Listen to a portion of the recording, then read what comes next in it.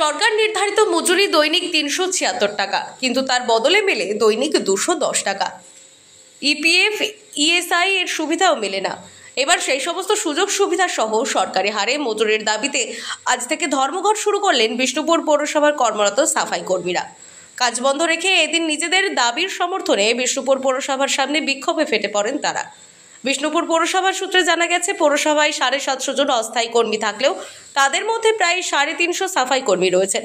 শহর পরিষ্কার পরিচ্ছন্ন রাখা থেকে শুরু করে শহরের বর্জ্য ব্যবস্থাপনার সমস্ত কাজই করেন এই 350 সাফাই কর্মী। কিন্তু এই সাফাই কর্মীরা সব দিক থেকেই বঞ্চিত। সাফাই কর্মীদের দাবি, সরকারিভাবে প্রতিটি পৌরসভায় অস্থায়ী সাফাই কর্মীদের দৈনিক মজুরি 376 টাকা নির্দিষ্ট করা হয়েছিল। সম্প্রতি সেই মজুরি আরও কিছুটা বৃদ্ধি করা হয়েছে, কিন্তু বিষ্ণুপুর পৌরসভার ক্ষেত্রে একই কাজের জন্য সাফাই কর্মীদের কার্যত অর্ধেক মজুরি দেওয়া হচ্ছে। বিষ্ণুপুর পৌরসভা সাফাই কর্মীদের দাবি, দীর্ঘদিন ধরে বেতন বৃদ্ধির আশ্বাস দেওয়া হলেও পৌরসভা তা করেনি। আকাশছোঁয়া মূল্যবৃদ্ধির এই বাজারে সামান্য মজুরিতে সংসার চালাতে গিয়ে চূড়ান্ত সমস্যায় পড়েছেন সাফাই কর্মীরা।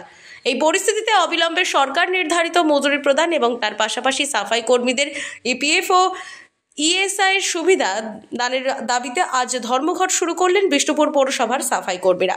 আজ সকাল থেকে সাফাই কাজে বন্ধ রেখে দাবি হচ্ছে, যেই সরকারি ঘোষিত 400 টাকা হাজিরি করেছে, 4000 টাকা বাড়িছে, সেইটা আমরা পেতে চাই। তার কারণ আমরা চেয়ারম্যানকে বহুবার বলেছি, স্যারকে অনেকবারই বলেছি, তা সত্ত্বেও স্যার ওই শুধু বলছে যে হ্যাঁ 2025-এ বাড়াবো, আর কখনো যাচ্ছি বলছে ভাবছি দেখছি, এরকম করছে। কিন্তু আমরা চাই যে আমাদের যে সরকারি বেতন ঘোষণা করেছে দিদিমণি, সেই সরকারি মজুরি আমরা পেতে চাই। যেটা আমাদের ন্যায্য দাবি সেটি আমরা চাই, যেটা আমাদেরকে রাজ্য সরকার যেটি আমাদের ঘোষিত করেছে সেই এতেই আমরা চাই, এর বেশি আমরা আর কিছু চাই না।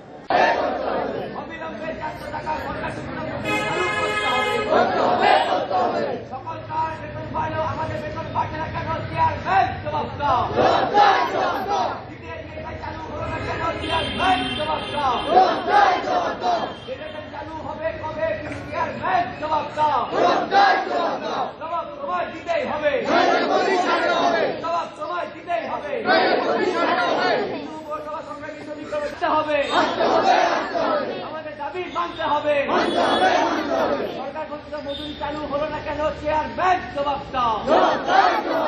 সরকার ঘোষিত বেতন চালু হলো না কেন, চেয়ারম্যান জবাব দাও। স্থায়ী, কিন্তু এখানে পার্মানেন্ট কেউ নেই।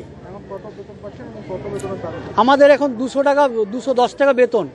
আমরা চাইছি সরকার ঘোষিত যে 400 টাকা বেতন আছে, সেই 400 টাকা আমরা চাই, এবং সেই 400 টাকার মধ্যে আমাদের ইপিএফটা চালু করুন, আর তার সাথে ইএসআইটা।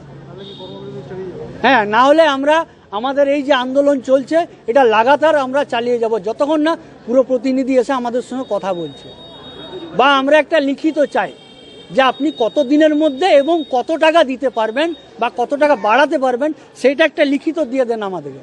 আমরা আর কিছু চাই না, আমরা ওইটা নিয়েই শান্তি চাই। হ্যাঁ, আমার নাম দিলবার খান। কিন্তু এই যে আমরা এই দাবিটা করছি, এইটুকু কথা বলার মতো কোনো পুর কর্তৃপক্ষ নেই আমাদের কাছে।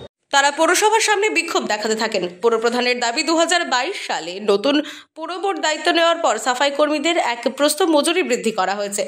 আগামী নতুন অর্থবর্ষে ফের সাফাই কর্মীদের এক দফা বেতন বৃদ্ধির সিদ্ধান্ত নেওয়া হয়েছে।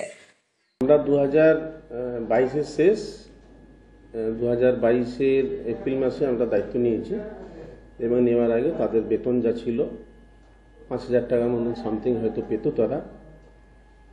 আমরা এই বোর্ড আসার পরে তাদের গড়ে প্রায় 1200 থেকে 1500 টাকা বেতন আমরা বৃদ্ধি করেছি, এবং আমরা যখন দায়িত্ব নিয়েছিলাম সেই সময়তে প্রায় তাদের 4-5 মাসের মতনও বেতন বকেয়া ছিল, সেটাও যেমন আমরা দিয়েছি, তাদের বেতন আমরা বৃদ্ধি করেছি। এবং আজকের এই যে আন্দোলন এবং বন্ধ যেটা করেছে তারা, সে বিষয়ে আমাদের কাছে কিন্তু আগাম কোনো খবর ছিল না, এবং তাদেরকে আমরা বিগত দিনেও বলেছি যে আমরা আগামী 2025-26 যে ফিনান্সিয়াল ইয়ার, সেই ফিনান্সিয়াল ইয়ারে আমরা তাদের বিষয়ে আবারও বেতন বৃদ্ধি করব। এটা পূর্বেই আমাদের ঘোষিত নীতি ছিল, আলোচনা ছিল। সেই মোতাবেক তাদের এপ্রিল মাস থেকে বেতন আবার বাড়বে, অর্থাৎ মে মাসের যে বেতন পাবে যখন, তারা তাদের বর্ধিত বেতন পাবে। বাঁকুড়া থেকে সৈয়দ মফিজুল হুদার রিপোর্ট, আনন্দ বার্তা।